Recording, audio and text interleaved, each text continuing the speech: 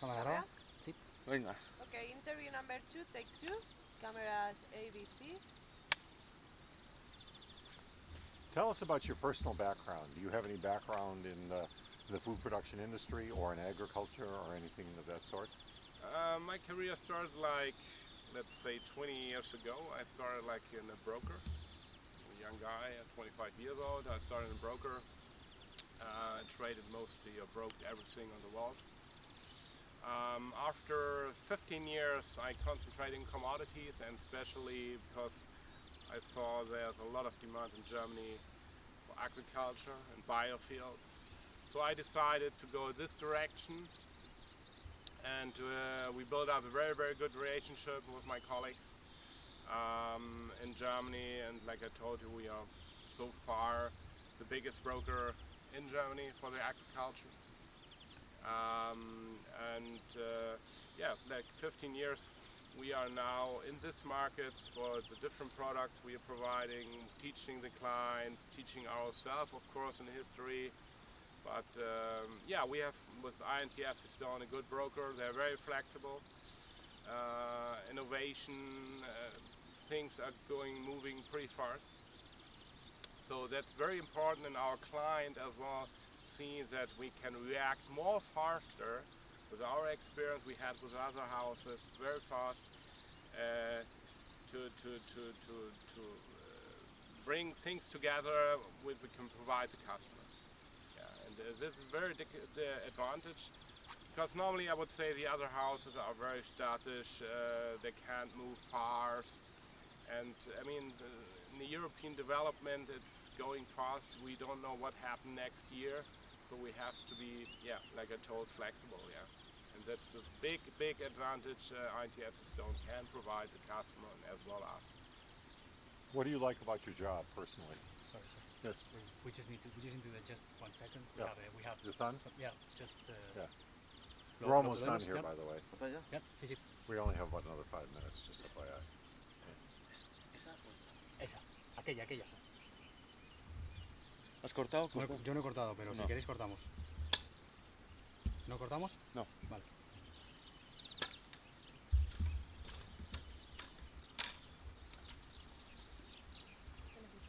Bueno, poco que se ve, un poquito, una esquina de cuadro. ¿Ya? ¿De cuándo? ¿Ahí? Okay, now? No, un poquito más, por favor. Vale, y ahora tengo una esquina de bastidor, de aquí, del primero, del de delante. Ok. Me estoy ganando un poco de margen porque como él Dándole aquí. balancea. Okay. Vale. ¿Ese le podemos poner un poquito más? Un poco más lejos. Ahí está bien. Vale, gracias. All right. All set. Vamos. All right. No hemos cortado. Vamos a cortar.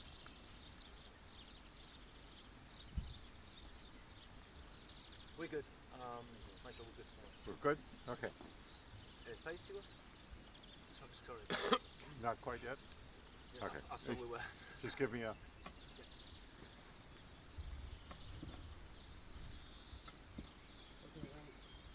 All right. Let's go then. Go? Yeah. So tell us what you like about your job personally. I like in my job, each day is a new situation.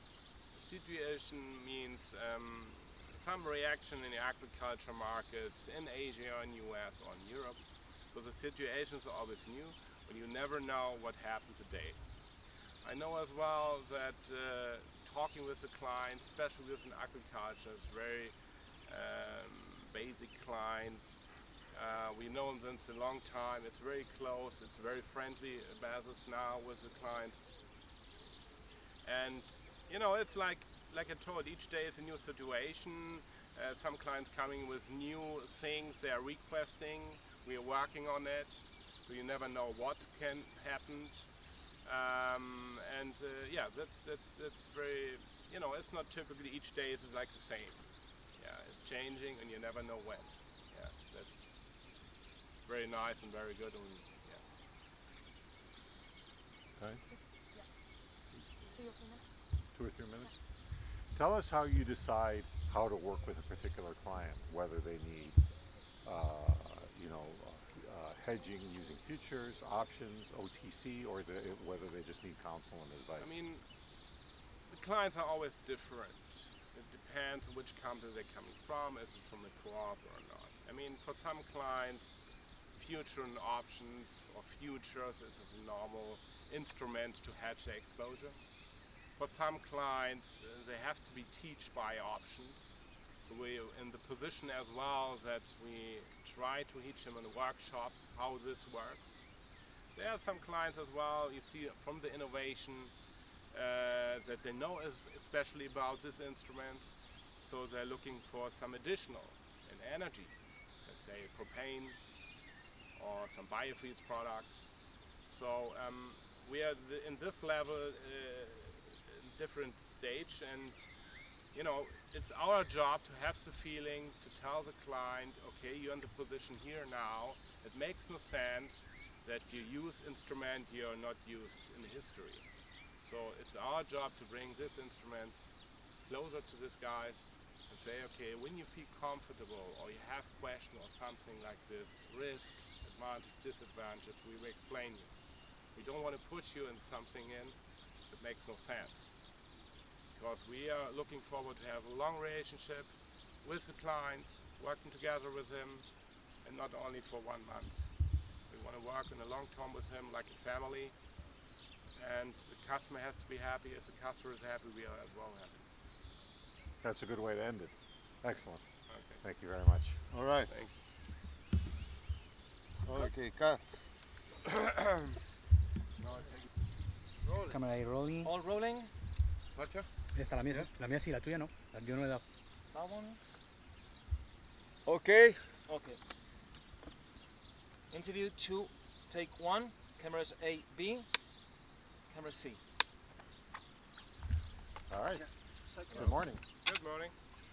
And I am. Excuse me. Set. What's up? All right, so let's start by having you tell us your name and then spelling your name. Okay, my name is Jörn Stabelfeld. I'm coming from Germany, Frankfurt. How I can spell my name? Joern, my first name, and Stapelfeld. That's my last name. We are sitting in Frankfurt and covering a new team, covering the German agriculture and some energy parts for the German industry. We worked for somebody else before, and we are starting 2 years ago for INTFC Stone. So you came to INTLFC Stone relatively recently. Tell us what's different about INTLFC Stone. What have you noticed about the way we do business compared to your previous company?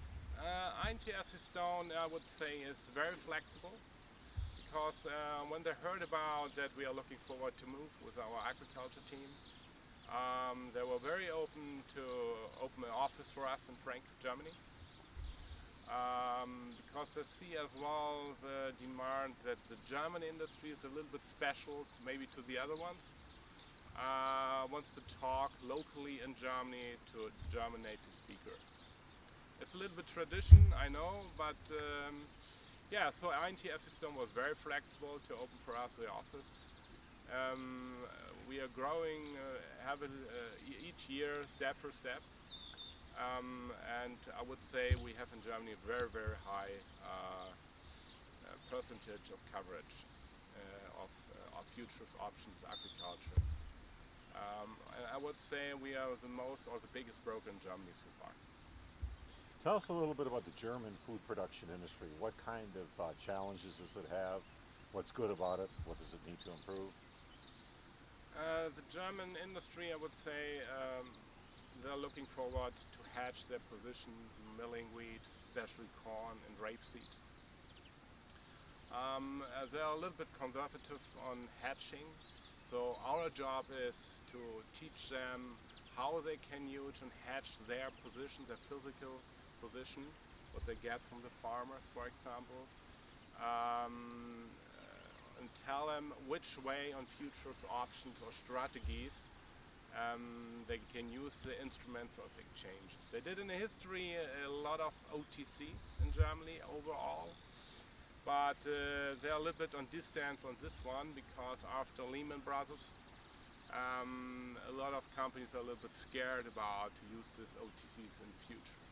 And they feel better to go to exchanges, they're independent institution and they feel more safer, yeah, so far. So it's like a way, step for step, we bring them to different instruments, products. And yeah, I mean, for example, Lidl, Edeka, they're hedging, for example, for the next 2-3 years, their exposure.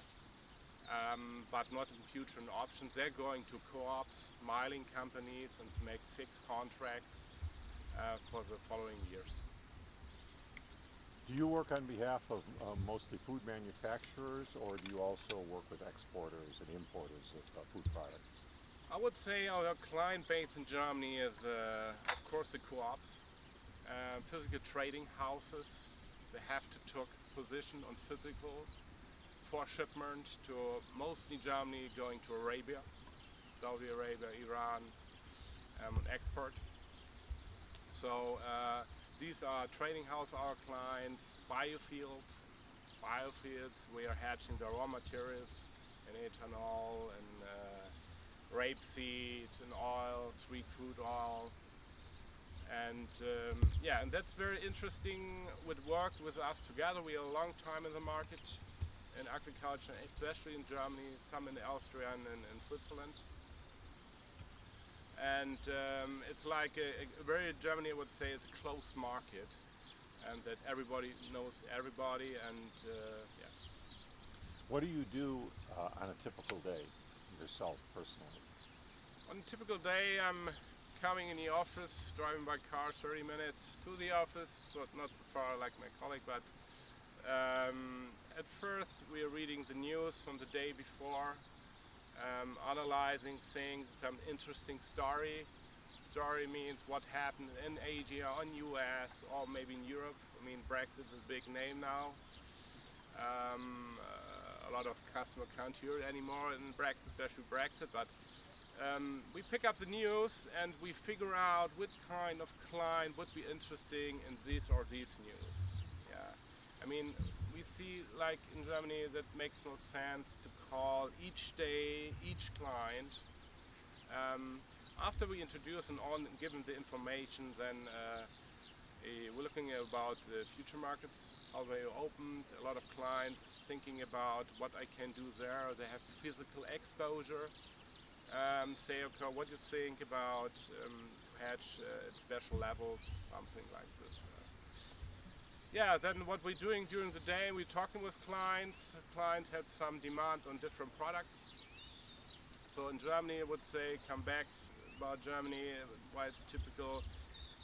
We have to bring them closer to different products, what the exchanges can provide. Yeah. I give a feeling 2, 3, 4, let's say 5 years ago, I would say around about 20% of the German agriculture used only, for example, options. Yeah, we started like this way and say options you can do and hedge your exposure. During the crop, you don't have to put a lot of money in the account because it needed physical. And we bring each time new products. For example, on the biofields, to the customer and say, okay, you can hedge this product for your raw material. Tell us about... Yeah. Sí, me mola a mí mucho esto. ¿Cómo es? ¿No es un poco fuerte? ¿Perdón? ¿No es un poco fuerte? A ver, déjame ver.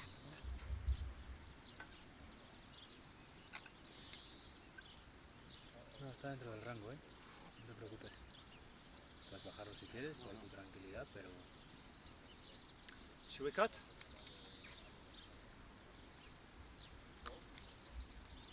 This is for you. Me? Thank you, darling. Just give us a minute. ¿Corta? Yes, I do want it. Dime, Vamos a levantar porque... Camera rolling? esta no lo sé. Esta no está, pero ahora sí. ¿Lo ves? Lo veo, la tengo. ¿Lo ves? Third camera. ¿Lo tienes? All right. All right, now, I don't want to get this to get wet. Interview 1, 2. Yeah. Sound the speed. Is rolling? Yeah. Rolling. Interview 1, take 2, cameras A, B, C. Alex. Ahí va, limpio, gracias. A ti. What are some of the special challenges facing the European food production industry? At the moment, some of the challenges facing the European production of the supply and demand in Europe is Brexit is the obvious one. That's an immediate variable that we're all trying to figure out as what way that's going to pan out. That'll have implications for movement of grains within Europe. The UK is a very big, or historically a big supplier of feed wheat and feed barley to markets around it. If Brexit creates a barrier to trade, we need to reshape our supply and demand ideas around that. Then, demographics, Europe is getting older, so we need to manage that going forward, and that'll change eating habits and food demand essentially. And then even if you look to places like China, they're having an influence on the European marketplace. The one that springs to mind for me is the barley market. You know, you go back 10 years ago, the Chinese never bought really any grains from Europe, and then they, a few seasons ago, they came in and swept up a lot of the surplus barley that was in the European marketplace. So we're constantly trying to gauge the possibilities of how the supply and demand is going to change for our clients and reshaping our risk management around those possibilities as well. Can you address some of the individual countries? I'm thinking in particular of Italy and Greece. Are they a drag on the European food market? So when it comes to Greece and Italy, the former pigs, which is a horrible, Ireland was one of the eye in the pigs. I'd be typically more optimistic. You know, every economy goes through difficult stages in its path. The US was no different. South America is in a very difficult place at the moment. So when it comes to specific countries like Greece, I've been there recently, and they're certainly optimistic that the worst is behind them. So I wouldn't call it a drag. I think the biggest cause of uncertainty comes back to Brexit and how that works out for us. So I think the European Union as a concept, as an idea, is still way more positives than negatives.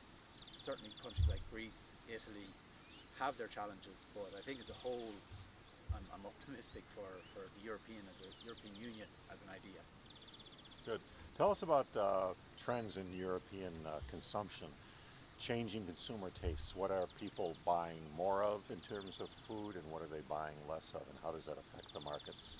Yeah, well, in terms of how eating habits are changing in Europe, I tried to do, they talk about method acting, where the actor goes and basically lives the life of the person they're trying to replicate as an actor.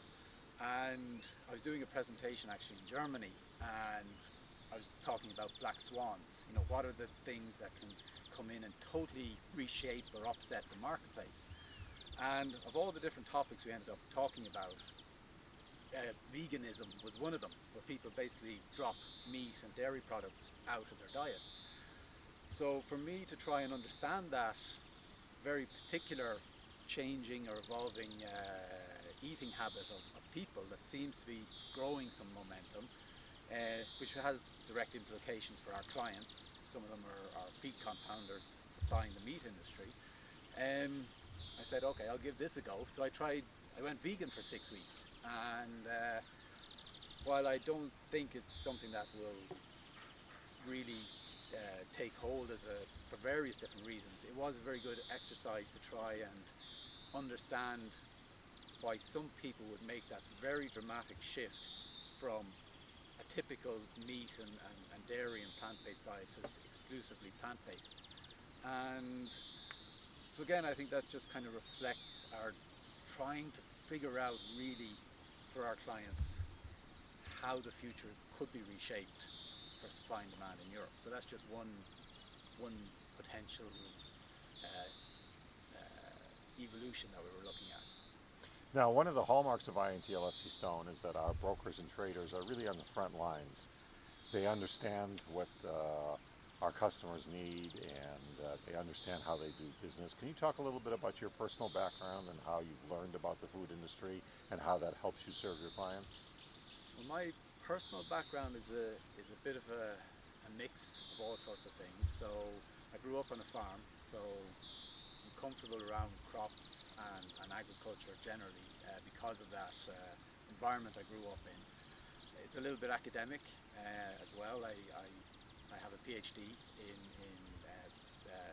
biofuel production economics, and again that I guess helps the analytical side of our role, where we're crunching numbers for our clients.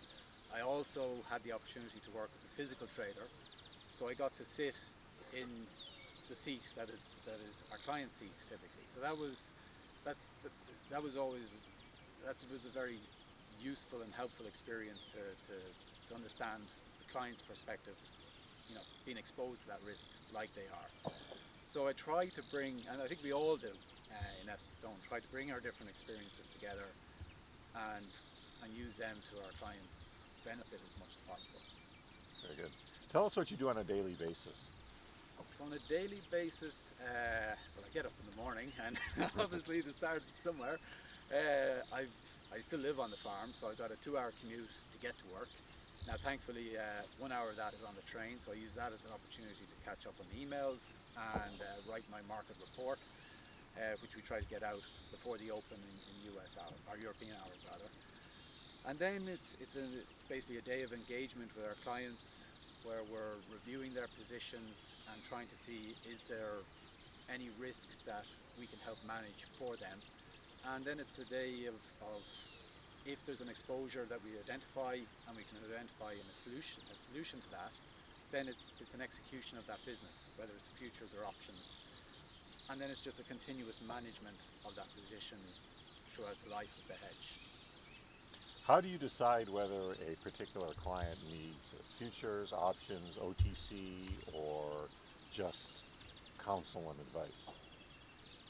Yeah, like, it's a good question in terms of like how, you know, every client is different. So why a client might just use futures or might use options or might just need some guidance or market intelligence, that's really driven by the client.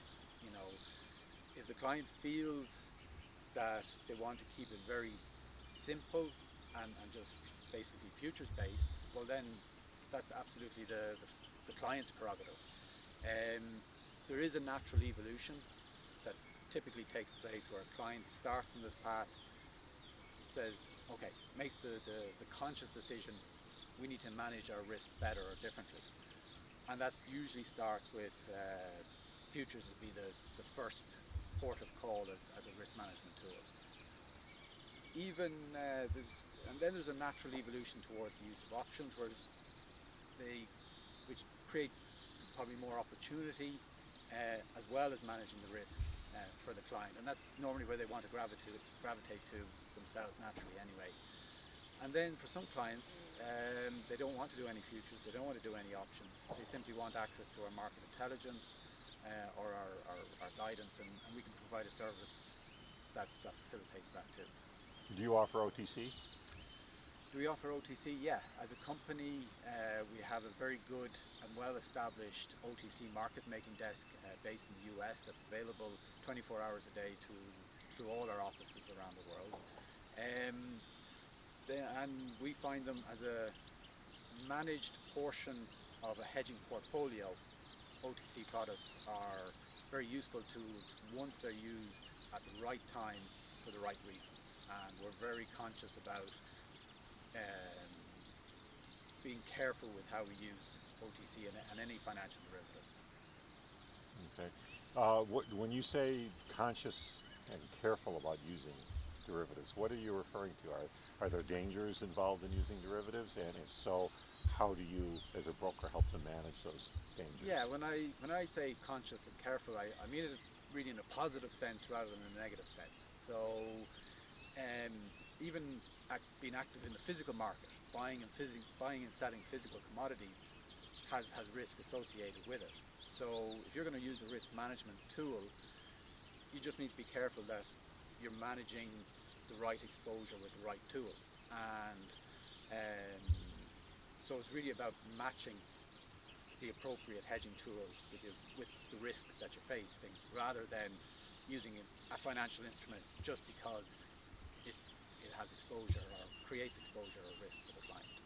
It's really trying to reduce risk, not enhance risk. Good. What is the full range of commodities that you offer risk management services in? You can just enumerate them. All right. So we offer risk management services in, and then just give us a list.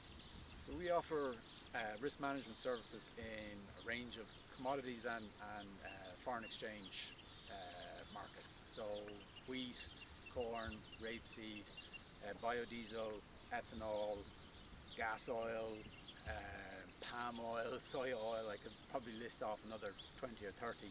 But yeah, almost any commodity you can that's truly a commodity, you know, we give access to the whole range of them. Let's look at it from a slightly broader perspective.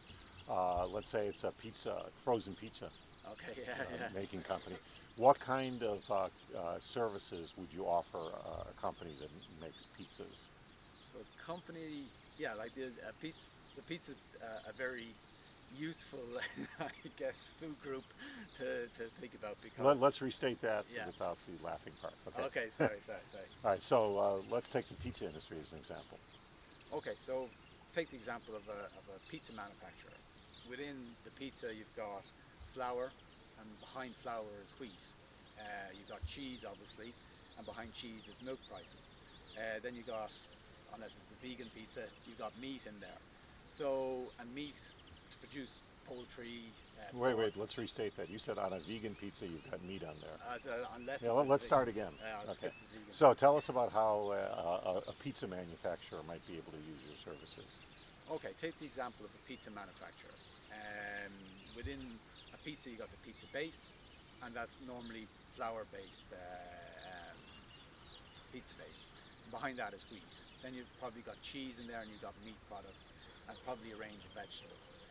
Within that, very hedgeable or very easy for a European pizza maker to hedge is their flour price. There's very active and liquid futures markets to hedge the value of wheat, which will drive the flour price. We've also established a very strong dairy risk management team within Europe, so hedging and managing the price risk around any of the cheese products that goes into that pizza is very hedgeable, and the risk is manageable. Then as you move into the meat products, whether it's ham or pepperoni or whatever you like on your pizza, behind the cost of meat ultimately is the feed ingredients: soy meal, wheat, barley, maize. Again, they're all the risk associated with what goes into making meat, there's liquid financial derivatives to manage the risk associated with them. So with it, I would say probably a good 75% of the cost of a pizza within Europe can be managed from a financial derivative price risk management perspective. Now you mentioned hedging the inputs that go into the production of meats. What about the hedging meat products directly? Do you do that in Europe? So when it comes to hedging the meat products directly in Europe, at the moment, sadly no. There's Okay. no European financial derivative. We'll skip that part Yeah. then. Okay, because it's not standardized, is that the reason?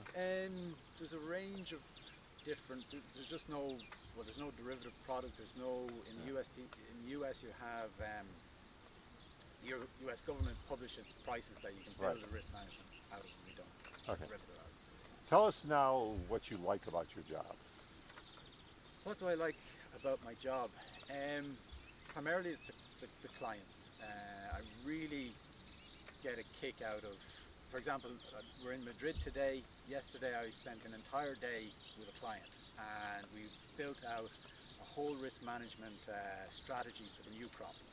And we had a lovely lunch as well, and we got time to hang out with each other, and it was, yeah, the people that we get to work with is the great pleasure of this job. And in Europe, we have clients, as I mentioned, all over from east to west, north to south, and everywhere you go, you know, in the world we live in today, it's very easy to be pessimistic or critical of people and society, but everybody's just trying to get by, no matter where you're from. And our job is to keep our clients, which many of whom become friends, in their jobs, keep their businesses in business. And yeah, so I think the people, the clients is the greatest pleasure of this job. Excellent. How are we doing on time? 4 minutes. Okay. So that was an excellent answer, and I'd like you to append something to it. I normally don't like putting words into interviewees' mouths. Okay, yeah. But it would be nice if you said something like that could sort of wrap up what you just said about customers, to the effect of there's a lot of companies out there that talk a big game about putting the customers first and being customer centric. Yeah. But we really are, because I think that's true. Yeah. Okay, you comfortable with saying something like that? Yeah, like it is. When it is terribly cliched that companies, you know, are about the client, and for many companies it's true, and then for other companies it's less true. And I think for us as a company, a lot of the offices were built from nothing, and you can't build a new business or a new office from scratch without a human interaction there.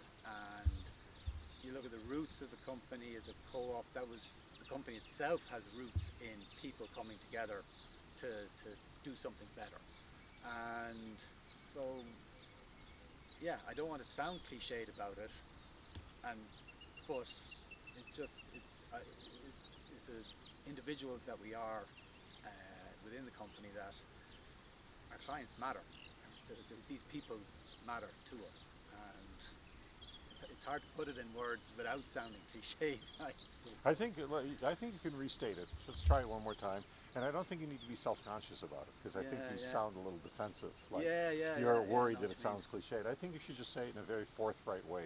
We really do. I personally, Roy Deverell, really do, and I know this company really does. We really do put our customers first. Just say it in a very direct way, without worrying that it sounds cliche. Well, I'm going to try to think about it as if I'm, you know, there's clients that have been with us since the very beginning, and I'm trying to think of, next weekend I'm going to Berlin, and I'm going to meet a client there. We're going to try and do a half marathon together, and we've been through a lot together over the last 10 years, and so for us it's very easy for me to say that our clients truly do matter to us, you know, as individuals, and not just an account number and a margin call and a profit and a loss. They genuinely mean something to us.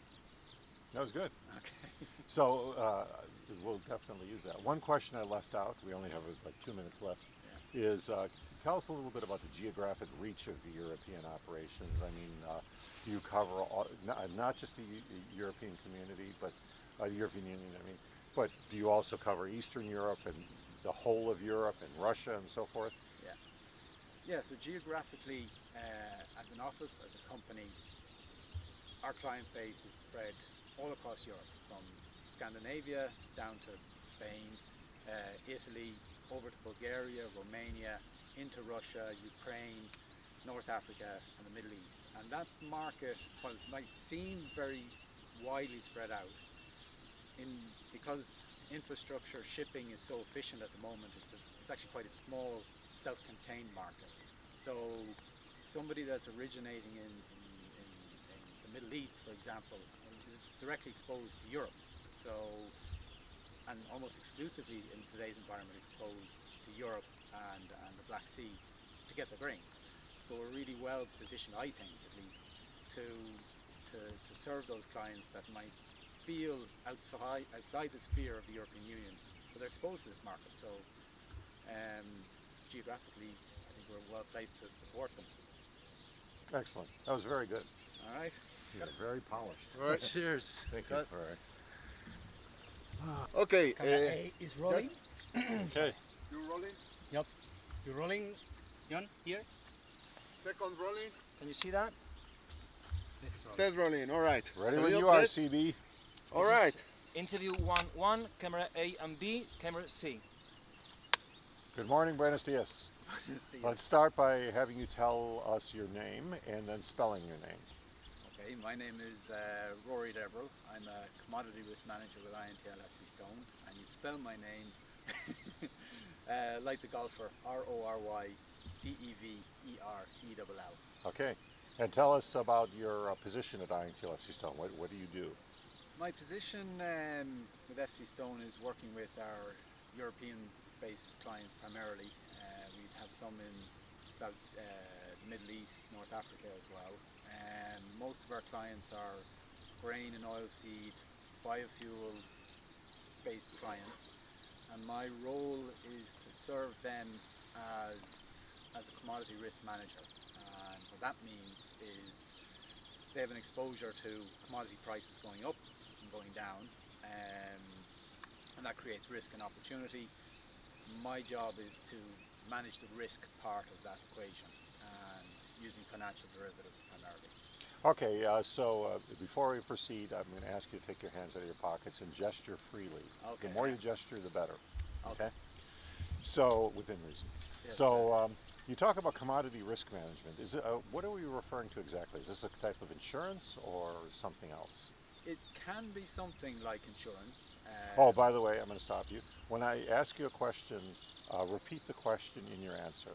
So, so I'm going to say, for example, tell us exactly what commodity risk management is, and your answer would start, commodity risk management is, okay? Okay. So tell, and remember to unlock your hands, okay? Yes, Okay. keep them loose. So tell us what exactly commodity risk management is. So commodity risk management, from the perspective of us and our clients, is if you take wheat, for example, and a flour miller. Flour miller is buying wheat typically at harvest, and at that point they have an exposure to the wheat price going down and the value of their flour going down. So there's a few different ways you can manage that, and one of the ways is using financial derivatives like futures and financial options. And our role is to give that client access to the financial derivative that helps them and the support they need to use it effectively and manage all the positions, both physical and financial. Now you work primarily in Europe, is that correct? Yeah, so we as an office in Dublin, we also have offices in London and in Frankfurt, and as we all operate in the European market, and we have clients as well in North Africa and the Middle East, but Europe primarily, yeah. Are there special challenges to working in the European food market? In some ways there is. All right, remember, restate the question. Oh, yeah. So there are some special challenges. Yeah. Okay. Are there some special challenges involved in working in the European market? Yeah, there are some very special challenges in the European marketplace. We're not as developed, let's say, as the US market when it comes to the use of financial derivatives. So there's still a lot happening and developing in the derivative market space. But you know, I would say another interesting challenge in Europe is that the understanding of the use of financial derivatives is maybe, well, it's obviously not as well developed as the US either.